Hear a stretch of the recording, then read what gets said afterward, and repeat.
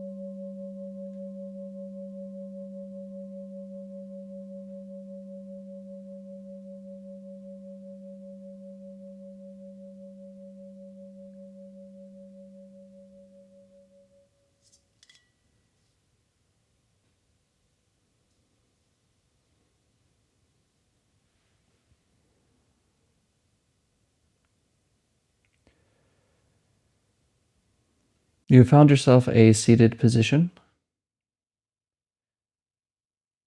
one that is comfortable and sturdy. And your eyes are either closed or open. If they are open, your gaze is downwards.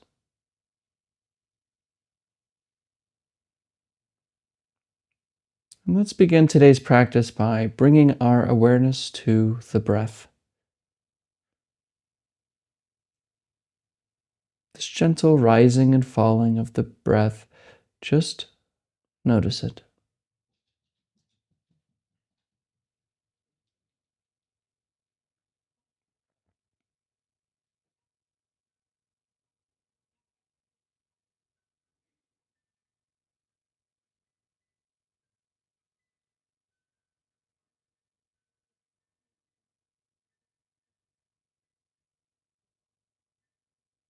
Rising and falling.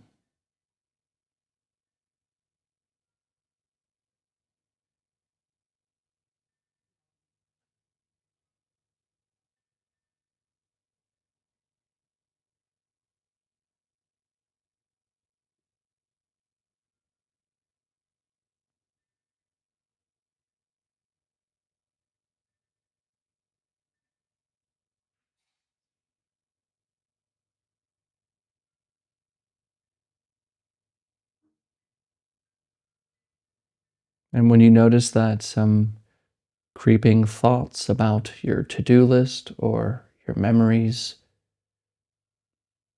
problems you need to solve come in, just notice them and gently return to the breath.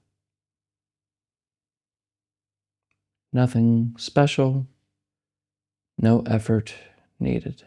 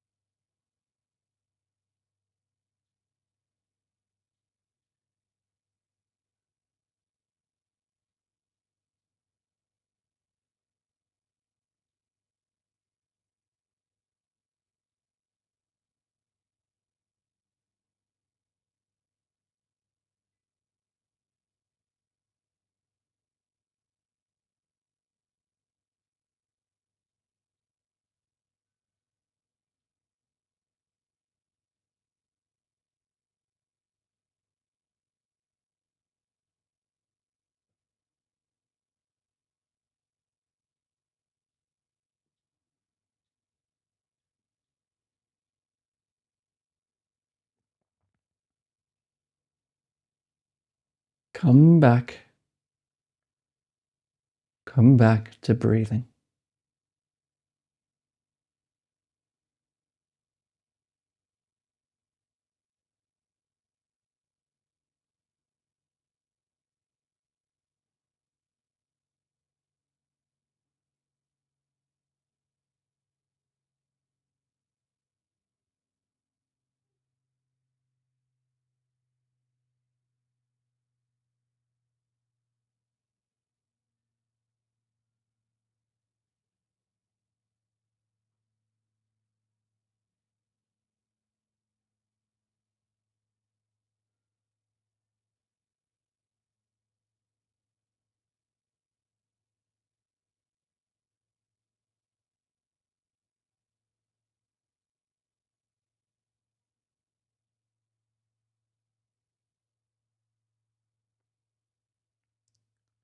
And notice how it feels that somehow you are above your breath, looking down at it.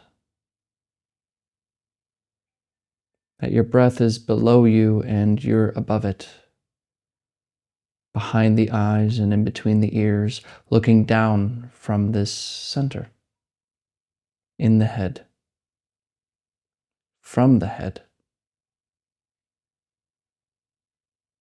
Now, without even knowing how you do this, see if you can just bring that sense of center, that sense of being in the head, and bring it down through the jaw,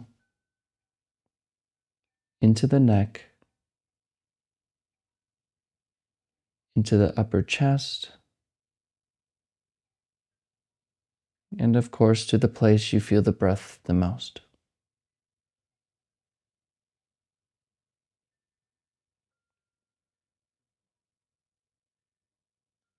Let the breath know itself.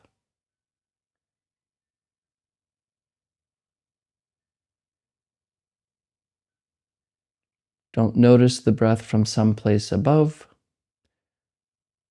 We notice the breath from the breath. Don't think about this. Don't analyze it. Don't try to figure it out.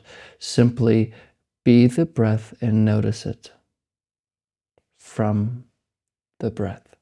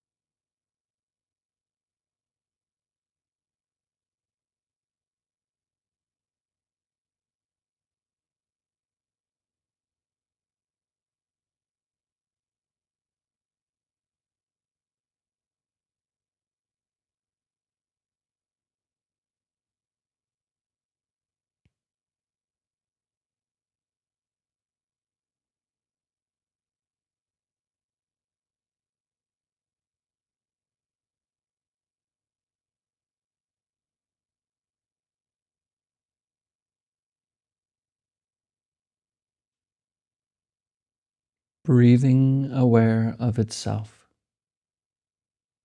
You may notice that you went back to the head, which is expected, but then just come back as the breath again, allowing the breath to know itself from itself.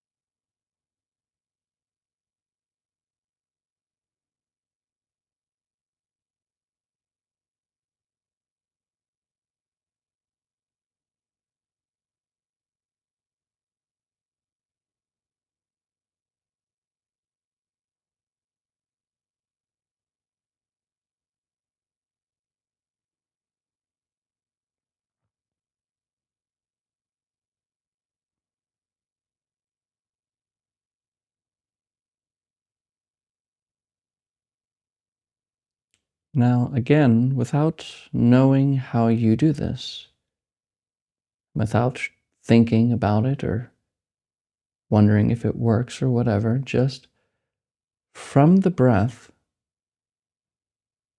can you look back to that place you originally felt yourself to be in the head?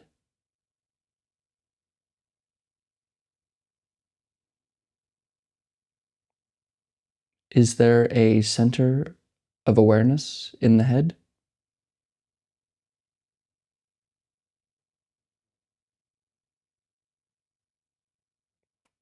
Can it be seen in the same way the breath can be seen?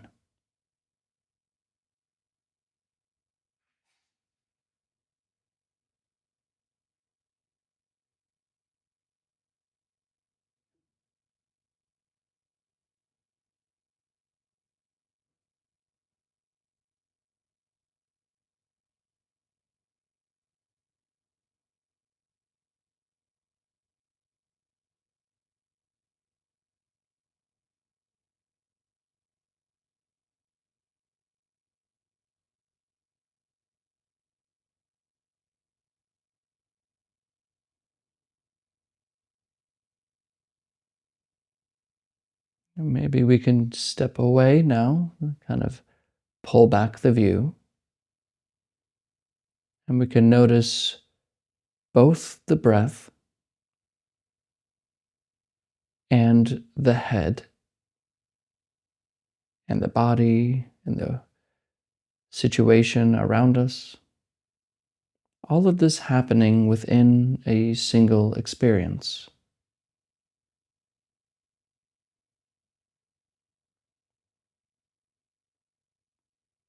The feeling of being in the head is seen.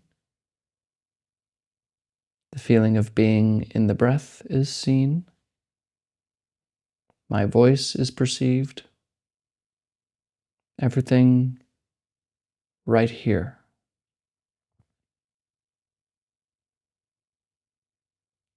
So if all of this can be seen, from where are we seeing this from? In other words, from where are you aware of the breath, the head, and experience from?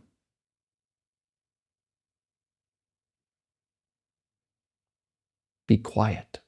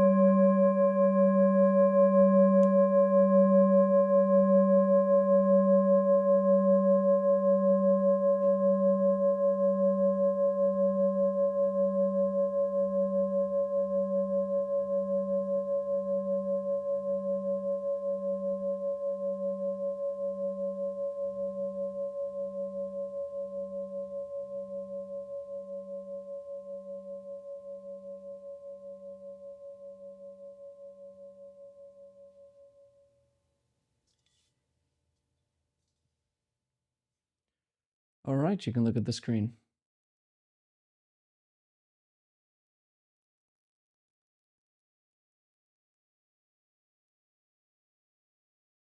We do, it's kind of funny, isn't it?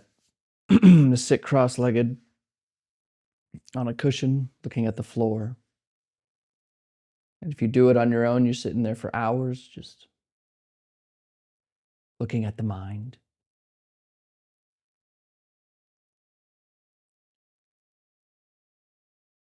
When we begin to meditate, when we begin to be given the instruction, like if you're new to the practice, you're told there's something you can do about the situation of suffering. You can examine it. But of course, and you've heard it from me and a lot of other people, we begin by noticing the breath. So it feels like you're there doing something. Okay, I'm going to now start noticing the breath. Okay. And then you start thinking about dinner. Oh shit, wait. Back to the breath, back to the breath. Back to Yeah, but what about that girl I was talking back to the breath. So we get distracted. We're like, oh, there's something over here, and then I'm going back here. Then there's something over here, and I'm going back here. And it's all happening right here, right? We're all from this place. Like right now, you feel like you're in your head looking at the video, looking at me, and you're behind your eyes. And then that same thing that's behind the eyes that operates the body is also the one meditating, the one that clicked on the video, the one that has problems, the one that is born and dies.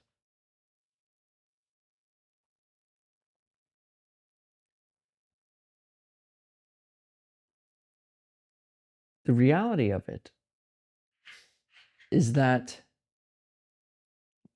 there's nothing really to learn. Not really.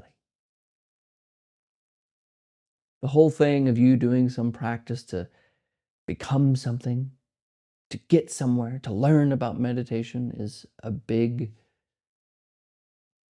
what's the word? I don't want to say it's a big mistake in a way. There's nothing space, like if you get like just a big block of space, whatever that is, there's nothing it can do to become more space. But what does space have to do to find out it is more space, to learn or to be more space? What does air have to do to be more air?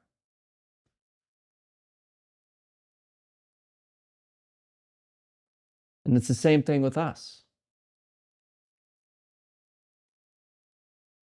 What does awareness have to do to be more aware? But there's a sneaking little thinking thought thing that we all have. I, me, which isn't real. Now, like I said yesterday, don't just believe this. This isn't a belief. So the role of practice is like what I think it was Blake who said, a fool who persists in his folly becomes wise. So you think you're a you, okay, go find it. That's practice. Do the hard work of sitting there and trying to get into the breath and going back into the thing and then come back into the breath. But then I get lost in thought and then I come back into the breath and oh, yesterday was a lot better than today. And then you start progressing in meditation, like there's something happening. And this whole time, you think you're a you learning how to meditate, when really you are already complete. You're already space. You're already that, which is not, you can't become more that.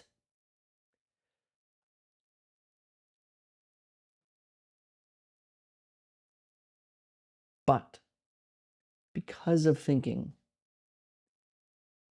it's very confusing to us. Because we don't know how to operate other than through thought. We are so conditioned by thinking that we live from thinking. We live from this place where thoughts happen. That's why we feel to be right here in the head and behind the eyes. Because thinking happens right here too. So this is me back here thinking about my problems. My breath is down there.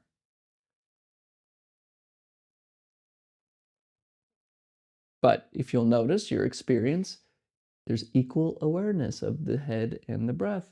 It's not more aware here and less aware here. It's all one kind of complete knowing, awareness, right? I hate these words because I don't want you to get some woo-woo idea. But it's just so simple. And so to practice is almost kind of silly. And so a lot of traditions like Advaita Vedanta, you look at Sri Ramana Maharshi or Punjaji, one of his disciples, he would say meditation's the biggest mistake. Don't meditate. What are you going to do for the rest of your life? So you're only going to be clear when you're meditating, and then for the rest of your days you're not? In my experience, you need to practice. We all do. Even though it's a mistake, even though it's kind of, you don't really need to. There's nothing you can do to be more you. There's nothing to do, ultimately. But because we are trapped in thinking, it requires a bit of training, a bit of learning to see life or learning to see through thoughts. So I've spent many years with this Advaita, no meditating thing, until I met my teacher and he taught me practice. And then I was like, oh, yeah, practice is necessary, completely necessary, because I keep believing I am an I, a me. So that I, me, needs to see, it needs to work, it needs to do practice every day, because it's not a belief that will change your life. It's not a belief that will see through it. It's present moment awareness. And until we understand that thoughts are not you, we'll be running around in circles practicing. So we ultimately are a fool in a way. We're fools when we're believing this separate sense of self. But not in a put down way, but we're mistaken.